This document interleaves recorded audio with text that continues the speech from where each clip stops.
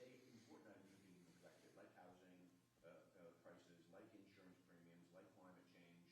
Well, I mean, well, I'll take about this. So, I mean, first of all, I just endorsed what the Senate President's doing in terms, that's her #1 priority is affordable housing. And she's going to do a lot of different things. I think there's going to be a lot of things that are going to be very positive. For example, you know, some of the local government restrictions artificially raise the price. It makes it difficult to build in certain areas, and particularly where you have some of these, like in her district, you've got some of these strip malls that are kind of on the way out.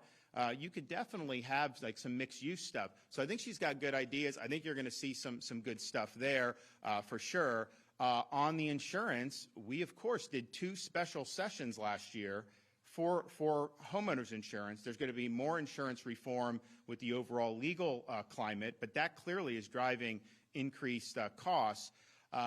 You probably, look, I'm open to doing even more on homeowners. I mean, this is not something you can just snap your fingers on. I will say that for the first time in probably a couple decades, you actually have some of these companies really looking closely at Florida's market now.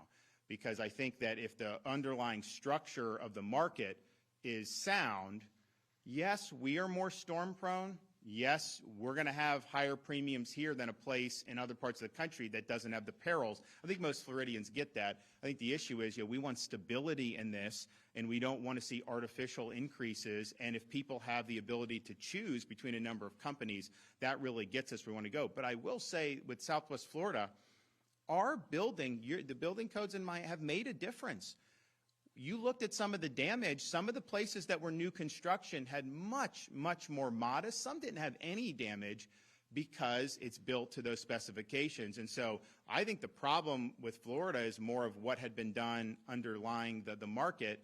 Now I think you're going to have an ability to go in. And then in terms of like, you know, what, climate change, I mean, what do they want to do? They want to get rid of gas stoves? No, we're not doing that in Florida. In fact, we're going to make them tax-free. I think the policies that they're embracing with respect to this, it's more like a religion at this point to the far left than it is to things that are actually going to make people's lives better as Floridians. And what I don't want to see, I just was out in California, and we were able to do an event, you know, at the Reagan Library. They have a lot of problems just generating energy there. They have rolling blackouts because they have all these mandates. What, they're going to get rid of cars in 2034 or whatever, but then they tell you don't plug in because the grid isn't capable of handling all this? What are people going to do? So I think that way of thinking is not something that we do. And incidentally, in Florida, we have some of the most significant solar investments, but it's market-driven.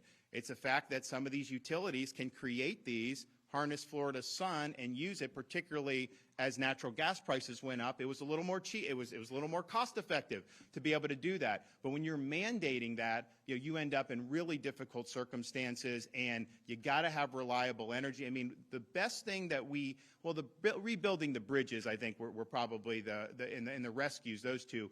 But to get the power on after Ian as quickly, they had millions and millions of people that got restored. That made everything else so much easier because people were able to be settled in their home. They were able to do all this stuff in ways that made sense. Yes, sir.